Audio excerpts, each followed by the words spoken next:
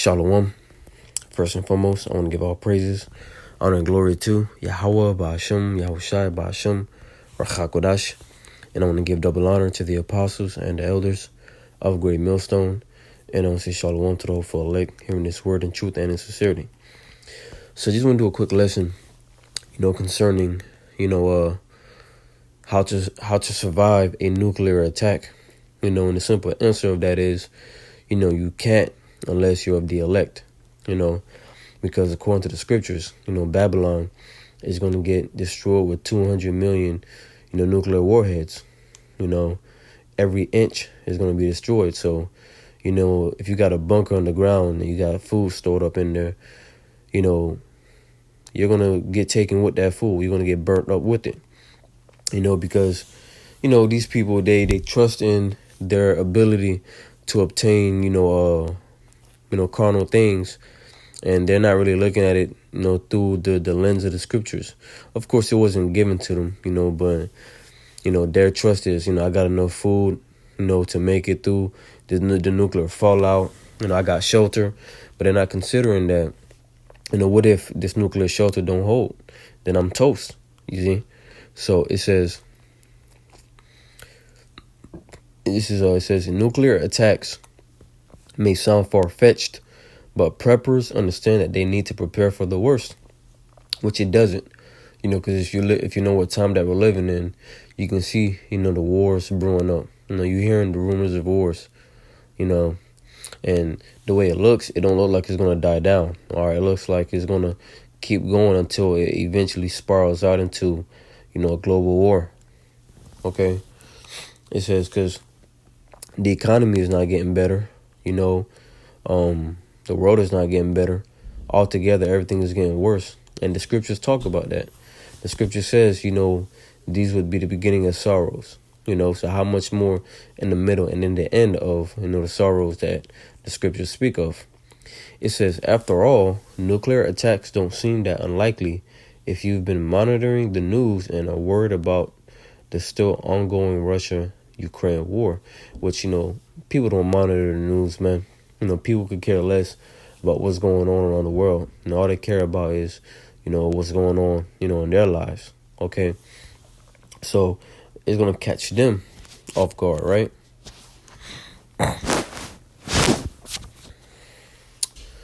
And then, I want to get 2 Thessalonians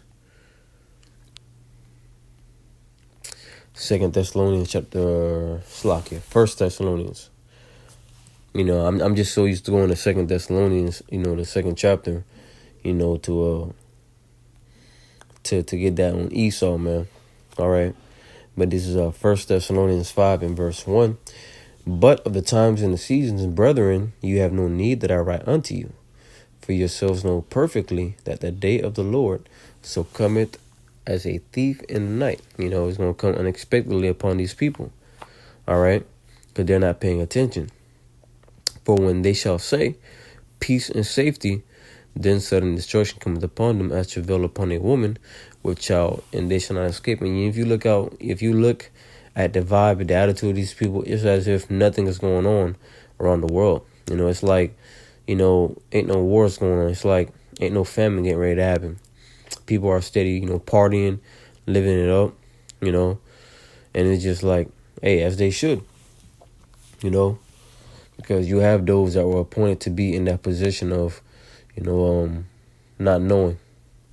We just blessed that we understand what was happening. It's like every day something new happens.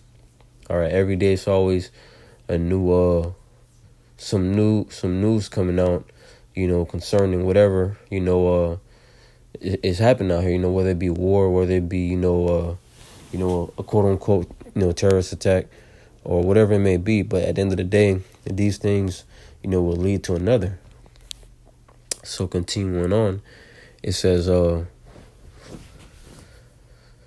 nuclear attacks I already read that, Salaki. It says, and with political leaders around the world making nuclear threats, it's worth thinking about preparing for a nuclear attack, even if it never ever happens, which it will happen, And the way that we're preparing for it is, by returning to the Lord, that we may be hid. Let me get that real quick. that you may be hid in the day of his anger. I know it's in Zephaniah, but I can't remember. Zephaniah 2 and 3. It says, "Seek ye the Lord, all ye meek of the earth, which have wrought his judgment. Seek righteousness, seek meekness. It may be, ye shall be hid in the day of the Lord's anger." See, and that's how, Lord willing, we're going to be hid. By seeking Yahweh Bashim Yahushua, he's going to be on our side. The book of Psalms, the 91st chapter, goes into, how the Lord is going to be with them, be with his elect.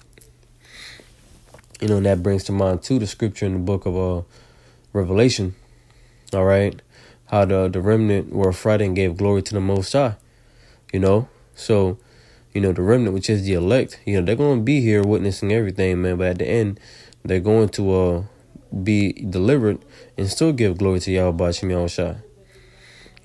Like the scripture says in the book of Peter, the righteous shall scarcely be saved. All right, barely be saved. So how much more you wicked, you evil doers out there, man? All right, you ain't got nowhere to appear before the Lord. It says, monitor recent talk of nuclear threats. The NTI has warned that regional tensions, the proliferation of nuclear weapons and materials to make them, along with terrorism and new technology, mean the risk of a nuclear weapon or device being used is rising. And whose plan is it? There's the Lord's plan, man. Because when you read the scriptures, right?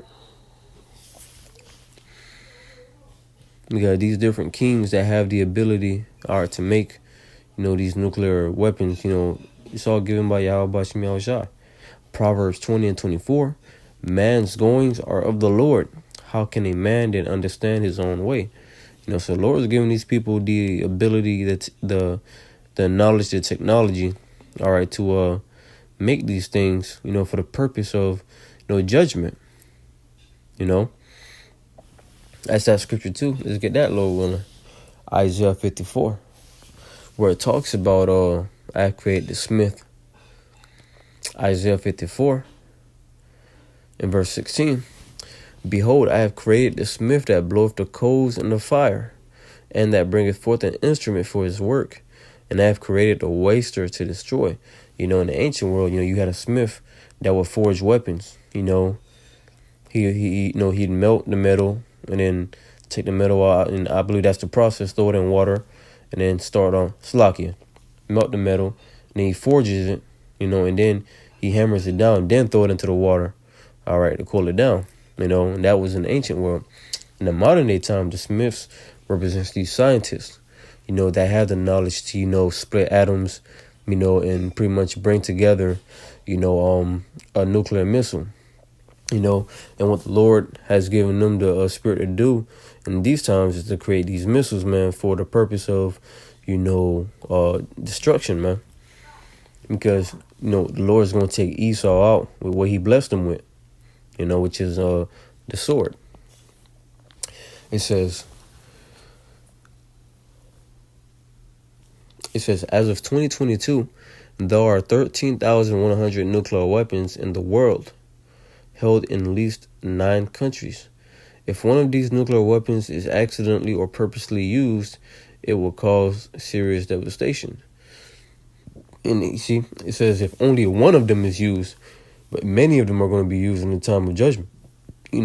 So much that the scriptures say in Isaiah 24 that the earth is going to reel to and fro like a drunkard. It's going to be so devastating that the whole earth is going to shake, man. Great earthquake. It says nuclear weapons are the most dangerous weapons on earth. And while they haven't been used in warfare since 1945, political leaders are mentioning nuclear weapons more. Because we're in those times, man. All right? We're in those times to where, these nations are getting trigger happy, man. And they want to press that button. And it's kind of like they just want an excuse to press that button, man. But, once again, Yahweh Bashim Yahushua, Proverbs 20 and 24, the Lord is holding their hand, from that button. The Lord is keeping that finger, holding their finger from that button. But when it's that time, the Lord is going to put the spirit on these different nations to just go and press that button. Even, NATO is going to shoot, missiles at Babylon, It says, if there is a threat of nuclear attack, get inside. It's best to get as much distance between you and the fallout particles as possible. This means going to a fallout shelter underground or a basement area if possible. If you can't go below, head to interiors with heavier and thicker materials, such as buildings made of concrete or bricks. Turn off appliances that allow in the air from outside, such as air conditioners and fireplaces, man. You see, so this is pretty much something to do to deliver yourself. But there is no way to deliver yourself, man. Because one way or another, you're going to get taken by it. Let's say a nuclear bomb went off, somewhere far away, but the fallout comes in. You're still breathing in that toxic air, which is going to lead to, health problems. All right. So that's why the only solution is to get beamed up, Lord willing, into the chariot, And then they go into like essential supplies for surviving a nuclear attack. You can't, you cannot survive a nuclear attack, man. No, and once again, the only way out of this is by going up. It's by going up. No food, no kind of materials is gonna help you. And you will see in like these movies, these apocalypse movies, how some kind of war happened, and they had to go underground, and then they emerged out of the ashes, and like some years later, but that's all Esau's imagination, because Esau, he believed that he's gonna always be in power. They believe that, we're gonna cause a nuclear war. We're gonna do this, we're gonna do that, but we're gonna spend some time underground, and then we're gonna come back up and continue our dominion. Hell no, right? Psalms 49:11. Their inward thought is that their houses shall continue forever, and their dwelling place to all generations. They call their lands after their own names. You see, and that's what he think.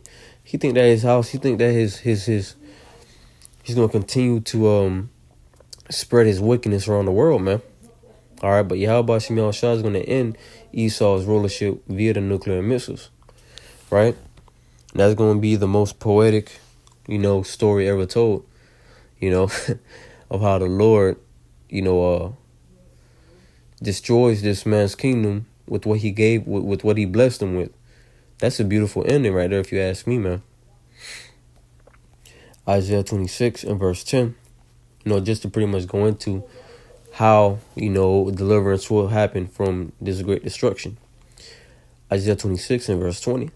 Come, my people, enter thou into thy chambers, and shut thy doors about thee. Hide thyself as it were for a little moment, until the indignation be overpassed. You see, so the Lord's calling the elect into the chariot. The chariot is those chambers, man. So he's telling the elect to hide yourself, from his destruction, from his indignation, And then after the destruction is passed, the elect is going to come out of the ship, and pretty much take over. All right, so this is what, the nation of Israel has to look forward to, because even the Israelites that do get destroyed on this side, they're going to come through the elect. They're going to come back on the other side through the elect. But that's not a reason for you to say, to hell with it. If I'm going to come back, now I might as well do what I want because I'm going to come back. That's not a wise mindset, because you're pretty much tempting Yahweh Shem Yahushua. So my last scripture I have is Revelation, the 8th chapter, and verse 10. It says, and the third angel sounded, and there fell a great star from heaven. That star represents the missiles. Because when John spoke, he was pretty much describing what he saw, So if you see something falling out of the sky, you see it like it's a light kind of burning, and it's just coming down. And you can just think that's what John was seeing. But he described it as a star, burning as it were a lamp, and it fell upon a third part of the rivers and upon the fountains of waters. And the name of the star is called Wormwood, which wormwood means bitter. All right. And the third part of the waters became wormwood, and many men died of the waters because they were made bitter. The waters became contaminated, nuclear radiation, and you cannot drink, contaminated water, nuclear radiated water. It'll get you sick and eventually you'll die. There was a movie of that too, where I believe somebody had drunk nuclear radiated water, and they just started throwing up, got sick, and eventually died, man. You can't do that. So this is what's gonna happen to a lot of people, ain't no way out of it. All right. Now let's say in the instance of, let's say some kind of nuclear fallout were to happen, and the water got contaminated, and you had an elect member, near one of those waters. It's nothing for the Lord to give that brother, spiritual power to clean the water up to drink, So this is more so for you people out there that don't have the Lord on your side. You're not going to have any way out of this. And a damn bunker filled with food, supplies is not going to save you. It's only so far you can go with that. Because when the food run out, what you going to do then? And ultimately, when the missiles come down, what are you going to do? When those nuclear missiles come down, they're just going to burn right through you, right through that nuclear shelter. All right. But that's pretty much the point, that I go through this lesson. It's funny, more so funny, because I don't get aggravated when I see things like this. It's funny when you see how people, plan to get through this. More so our people, because they're trying to do everything without the Lord. You're supposed to seek Yahweh Bashim Yahushua and hope that He's with you, not build your own way of salvation. Okay, but Lord willing, the lesson was edifying. I want to give all praises, honor, and glory to Yahweh Bashim Yahushua, Bashim Rakakodash, and I want to give double honor to the apostles and the elders of Great Millstone, and shalom to the whole full elect.